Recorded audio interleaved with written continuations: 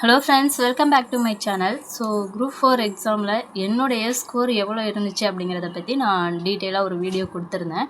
So எல்லாருமே பார்த்துருப்பீங்க. அதே மாதிரி ஒரு சில பேர் வந்து கமெண்ட் பண்ணியிருந்தீங்க. ஸோ விடுங்க சிஸ்டர், நெக்ஸ்ட் இயர் பார்த்துக்கலாம், ஃபீல் பண்ணாதீங்க அப்படின்னு சொல்லியிருந்தீங்க. ஸோ இப்போ எல்லாருக்கும் ஒரு காமனான ஒரு பிரச்சனை வந்து இருக்கும். என்ன அப்படின்னா, ஸோ இவ்வளோ வருஷம் படிக்கிறியே, இன்னும் நீ பாஸ் பண்ணலையா? இந்த குரல் வந்து எல்லா இடத்துலையுமே வந்து கேட்டுக்கிட்டு தான் இருக்கும். ஓகேங்களா? ஸோ உங்களை சுற்றி உள்ளவங்களாக இருந்தாலும் சரி, உங்களுடைய ரிலேட்டிவாக இருந்தாலும் சரி, இதை வந்து கண்டிப்பாக கேட்பாங்க. ரிசல்ட் வந்ததுக்கப்புறம் யாராக இருந்தாலும் கண்டிப்பாக வந்து இந்த கொஷினை வந்து கேட்பாங்க. ஸோ அதே பிரச்சனை தான் இப்போ எனக்கும் போய்கிட்டு இருக்குது. ஸோ இது பார்த்திங்கன்னா, நான் இப்போ ரிசல்ட் வந்ததுக்கப்புறம் ஃபேஸ் பண்ணல. ஸோ ரிசல்ட்டுக்கு முன்னாடி, அதாவது தீபாவளிக்கு, நான் ஆல்ரெடி அந்த வீடியோ பதிவில் சொல்லியிருந்தேன். தீபாவளிக்கு வந்து நான் என்னுடைய அம்மா ஊருக்கு போயிருந்தேன் அப்படின்னு சொல்லியிருந்தேன் இல்லையா?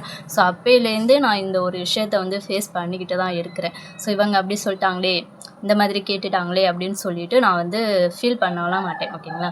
ஸோ எனக்கு என்னுடைய பர்சனல் ப்ராப்ளம். ஸோ எப்படி நான் வந்து மேனேஜ் பண்ணிட்டு படிக்கிறேன் அப்படிங்கிறது எனக்கு தான் தெரியும். ஸோ அது அவங்க நிலையில், அதாவது நம்ம நிலையில இருந்து அவங்க பார்த்தா தான் அவங்களுக்கு வந்து அது புரியும். ஸோ அதனால் யார் என்ன வேணாலும் சொல்லிட்டு போட்டும், நான் இப்படி தான் அப்படின்னு சொல்லிட்டு நான் வந்து எதையுமே நினச்சி வந்து ஃபீல் பண்ண மாட்டேன். ஸோ எல்லாருமே இந்த ஒரு விஷயத்த வந்து ஃபேஸ் பண்ணிக்கிட்டு தான் இருப்பாங்க. ஸோ நிறையா பேர் வந்து கேட்பாங்க, உங்களுடைய ரிசல்ட் என்னாச்சு, நீங்கள் பாஸ் பண்ணிட்டீங்களா? ஸோ இவ்வளோ வருஷம் படிச்சிங்களே, இன்னுமா நீங்கள் பாஸ் பண்ணல அப்படின்னு சொல்லியெல்லாம் நம்மளை நக்கலாக கூட கேட்பாங்க. ஏன்னா நம்மளை சுற்றி உள்ளவங்க நம்ம நல்லா இருக்கணும் அப்படின்னு யாருமே நினைக்க மாட்டாங்க. நம்ம சொந்தக்காரங்களாக இருந்தாலும் சரி, ஸோ பக்கத்து வீட்டுக்காரங்களாக இருந்தாலும் சரி, நல்லா இருந்துட்டு போட்டோம் அப்படின்னு யாருமே நினைக்க மாட்டாங்க. ஸோ அதனால் வந்து நம்ம இப்படி இருக்கிறப்ப அவங்களுக்கு அதில் ஒரு சந்தோஷம், நம்மளை வந்து இன்னும் வெறுப்பேற்றி பார்க்குறதுல அவங்களுக்கு ஒரு சந்தோஷம். அதனால் வந்து எல்லோரும் கேட்க தான் செய்வாங்க. ஸோ கேட்குறவங்க கேட்டுட்டு போட்டோம். நான் ஆல்ரெடி சொன்ன மாதிரி இந்த காதில் வாங்கி இந்த காதில் விட்டுருங்க. அதை நீங்கள் மனசுக்குள்ளேயே வச்சுருந்தீங்க அப்படின்னா உங்களால் உங்களுடைய ஏமை நோக்கி ஃபோக்கஸ் பண்ண முடியாது. ஸோ நெக்ஸ்ட் இயர் படிக்கிறதுக்கே உங்களுக்கு வந்து ஒரு இன்ட்ரெஸ்ட் வராது. ஸோ அதனால் யார் என்ன சொன்னாலும் அதை காதிலே வாங்கிக்கோங்க.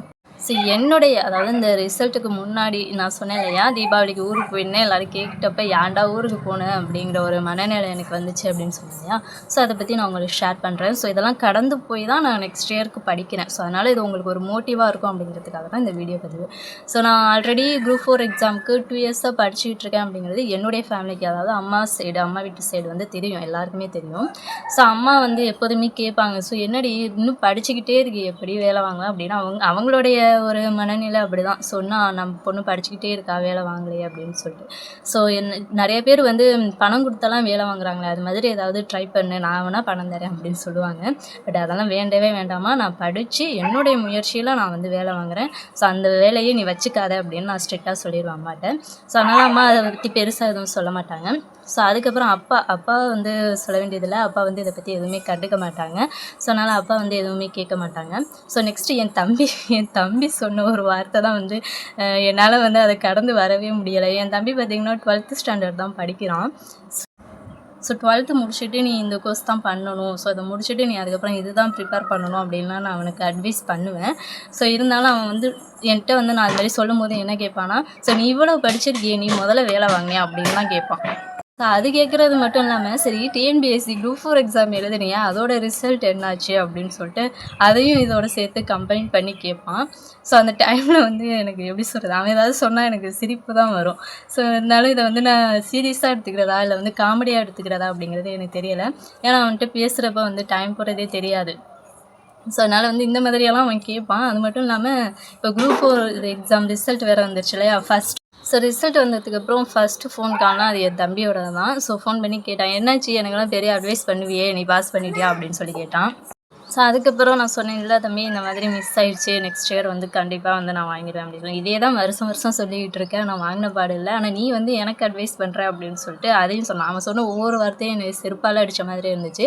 ஸோ அப்போ தான் ஒன்று முடிவு பண்ணேன், ஸோ நம்ம வந்து ஒரு ஸ்டேஜில் இருந்து நம்ம அட்வைஸ் பண்ணால் தான் மற்றவங்க கேட்பாங்க. ஸோ அதனால் வந்து நம்ம இந்த மாதிரி இருந்துட்டு அவனை போய் இதைப்படி அதைப்படின்னு சொன்னோம்னா கண்டிப்பாக யாருமே கேட்க மாட்டாங்க. ஸோ அதனால் வந்து சொல்கிறவங்க சொல்லிக்கிட்டு தான் இருப்பாங்க. ஓகேங்களா? ஸோ நம்மளுடைய இலக்கை நோக்கி நம்ம வந்து பயணித்தோம்னா கண்டிப்பாக அதில் வந்து நம்ம வெற்றி அடையலாம்.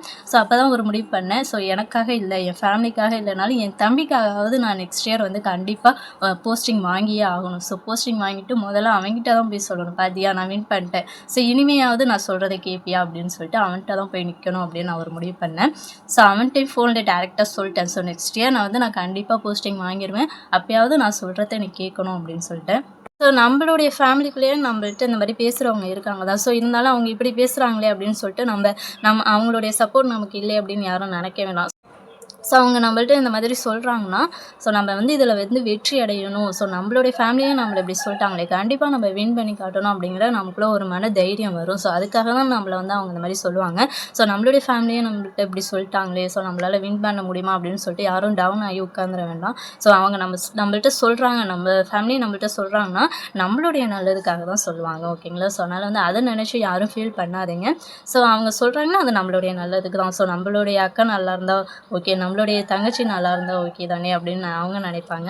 ஸோ இதை வந்து வெளி உலகத்தில் பேசுகிறாங்களே, இப்போ நம்ம பக்கத்து வீட்டுக்காரங்களாக இருக்கட்டும், ஸோ அவங்க கேட்பாங்க. ஸோ அவங்க கேட்டுட்டு இன்னும் கொஞ்சம் 4-5 சொல்லி பற்ற வைப்பாங்க.